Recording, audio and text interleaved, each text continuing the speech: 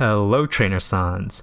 I wanted to make a quick video about my thoughts on the wit stat since it's been brought up to me a few times. So first of all, what is wit? Its main purpose is that it increases the chance that you activate your skills. And skills have a lot of use, but they're mainly used to increase your speed or refill your stamina. Wit also affects other things like the chance you get rushed, your speed on downhills, and your Uma's general pacing throughout the race. But if you want to learn more about those specific stat modifiers, then I recommend you read the Uma Bible that I'll link in the description. But for now, let's just talk about the main thing, the skill proc chance. So for this video, I need to set the context first. I'm not a hardcore PvPer, and this is not a Musume meta PvP channel. I usually place around the top 1% in team trials, and I'm happy with that, especially considering that I'm dedicated to keeping this account completely free to play. There's other channels out there that provide great PvP meta commentary, but for me personally, I just try to upload videos with condensed information that I think can help out the general player base. Okay, with that context out of the way, we can go back to talking about wit cards. So in team trials, every skill you activate gives you score, and the way that the format works is you get dozens of team trial attempts each week, and it doesn't matter how many times you lose. The only thing that matters is your single best score for the week, in which case your consistency isn't the important factor, it's more about your theoretical max score cap, which is highest when you're winning all 5 races and you have a bunch of skill procs. And since skill proc chance is important, everyone should just run speed wit decks, right?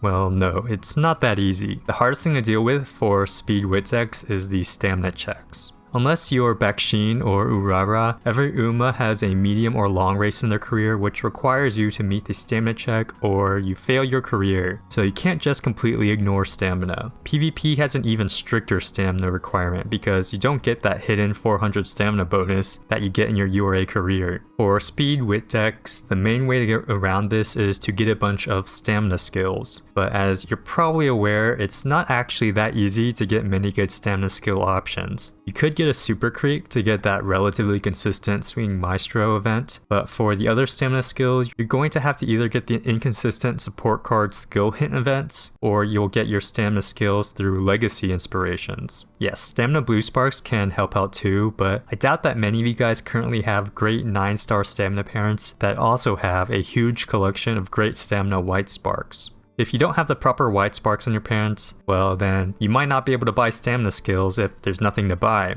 Over time you'll get these great parents on your accounts, but that's a gradual process that you'll just eventually work towards through many runs.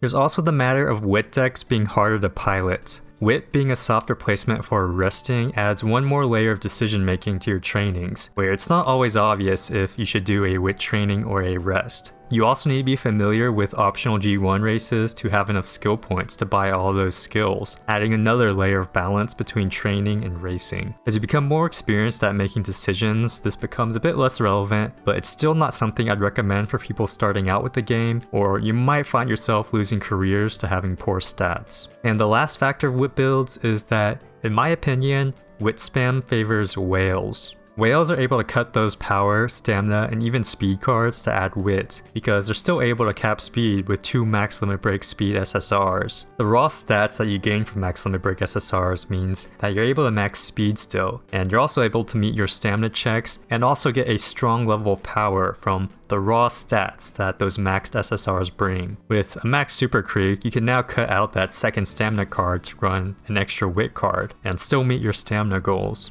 To me, slotting in wit cards feels more like a luxury when your support deck is already OP enough, but I'm sure a lot of people will disagree on that take. So with all those considerations, should you run speed wit decks? At the end of the day, my recommendation is to just try it yourself and form your own opinion. If it doesn't work out, it only costs you 20 minutes and 30 training points.